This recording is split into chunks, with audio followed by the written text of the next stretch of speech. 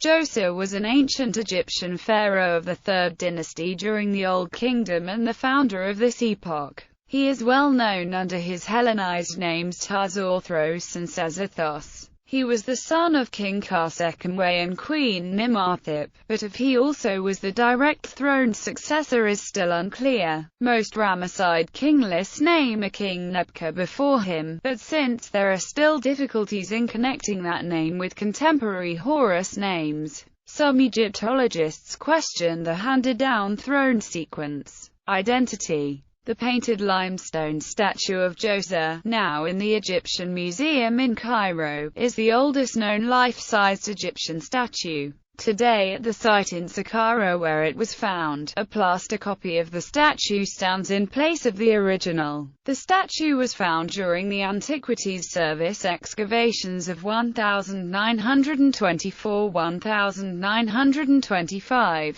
In contemporary inscriptions, he is called Neb-Jerhet, meaning diviner body. Later sources, which include a New Kingdom reference to his construction, help confirm that Neb-Jerhet and Djoser are the same person. While Manethor names Nichirophis and the Turin king list names Nebka as the first ruler of the 3rd dynasty, many Egyptologists now believe Djoser was first king of this dynasty, pointing out that the order in which some predecessors of Khufu are mentioned in the papyrus Westcar suggests Nebka should be placed between Djoser and Huni, not before Djoser. More significantly, the English Egyptologist Toby Wilkinson has demonstrated that burial seals found at the entrance to Karsekemwe's tomb in Abydos name only Djoser, rather than Nebka. This supports the view that it was Djoser who buried and, hence, directly succeeded Karsekemwe, rather than Nebka. Family. Because Queen Nimarthip, the wife of Karsekemwe, the last king of the 2nd dynasty of Egypt,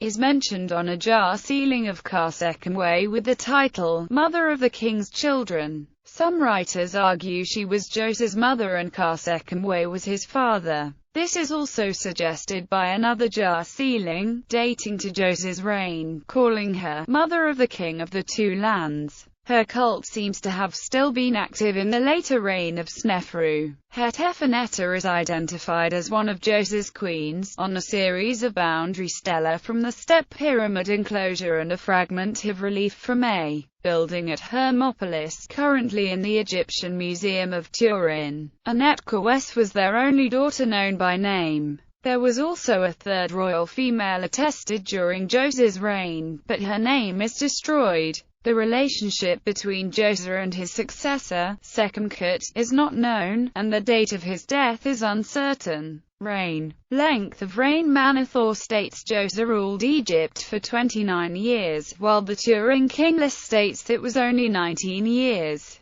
Because of his many substantial building projects, particularly at Saqqara, some scholars argue Djoser must have enjoyed a reign of nearly 3 decades. Manethor's figure appears to be more accurate, according to Wilkinson's analysis and reconstruction of the royal annals. Wilkinson reconstructs the annals as giving Djoser 28 complete or partial years, noting that the cattle counts recorded on Palermo Stone Register V, and Cairo Fragment 1, a Register V, for the beginning and ending of Djoser's reign, would most likely indicate his regnal years 1 to 5 and 19 to 28. Unfortunately, next to all entrances are illegible today. The year of coronation is preserved, followed by the year events receiving the twin pillars and stretching the cords for the fortress Qau Netjev. Political activities. Djoser dispatched several military expeditions to the Sinai Peninsula, during which the local inhabitants were subdued. He also sent expeditions there to mine for valuable minerals such as turquoise and copper.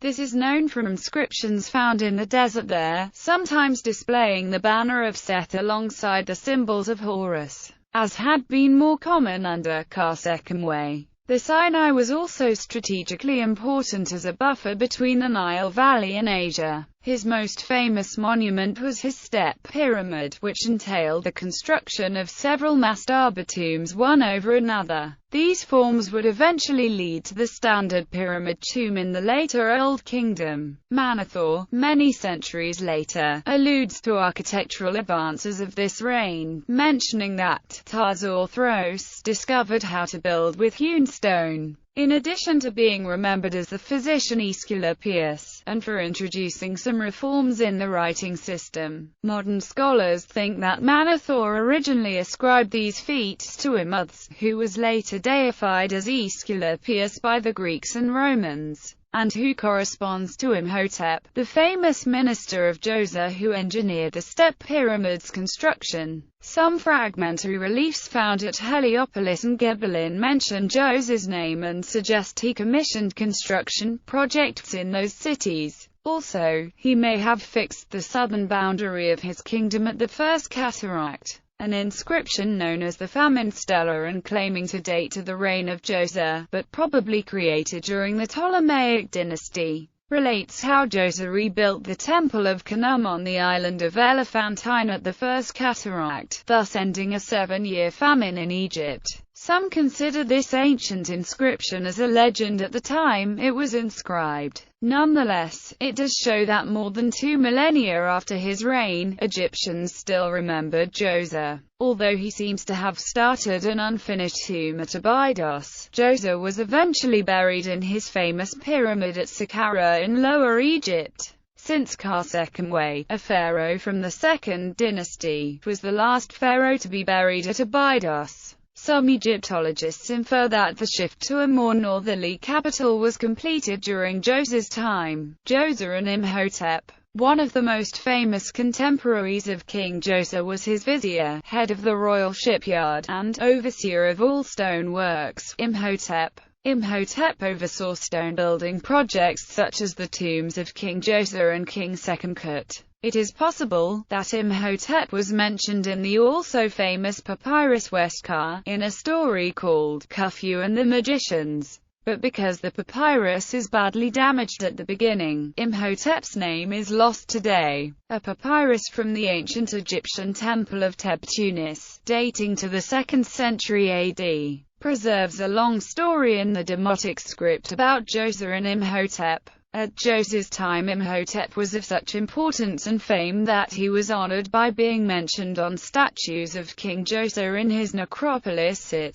Saqqara tomb. Djoser was buried in his famous step pyramid at Saqqara. This pyramid was originally built as a nearly quadratic mastaba, but then 5 further mastabas were literally piled upon the first, each new mastaba smaller than the predecessing ones, until the monument became Egypt's first step pyramid. Supervisor of the building constructions was the high lector priest Imhotep. The step pyramid is made of limestone. It is massive and contains only one tight corridor leading to the close midst of the monument, ending in a rough chamber where the entrance to the tomb shaft was hidden. This inner construction was later filled with rubble, for it was of no use anymore. The pyramid was once 62 meters high and had a base measurement of California, 125 x 109 meters. It was tightly covered in finely polished, white limestone. Subterranean structure beneath the step pyramid, a large maze of corridors and chambers were dug.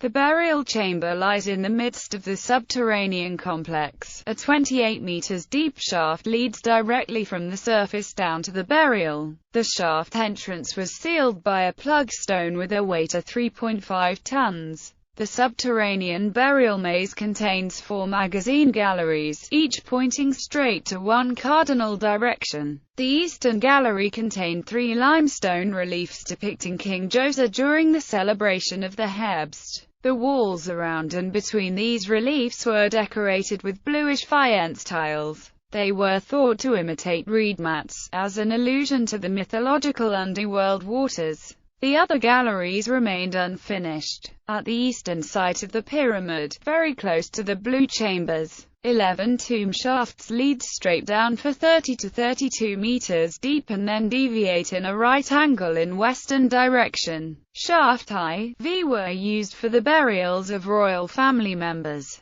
Shaft VI, She were used as symbolic tombs for the grave goods of royal ancestors from dynasty I. 2. More than 40,000 vessels, bowls and vases made of all kind of semi-precious stone were found in these galleries. Royal names such as of King's Den, Samarkand, Nineveh and Sekhemib were incised on the pots. It is now thought that Djoser once restored the original tombs of the ancestors and then sealed the grave goods in the galleries in attempt to save them. Necropolis complex Djoser's step pyramid was surrounded by a 10.5 meters high niched enclosure wall, building an inner courtyard of 37.06 acres. This courtyard contains several cultic buildings, such as the Southern Tomb, the Southern Courtyard, the Southern Pavilion, the Northern Pavilion, the entrance colonnade and the serdab with the famous seating statue of Djoser.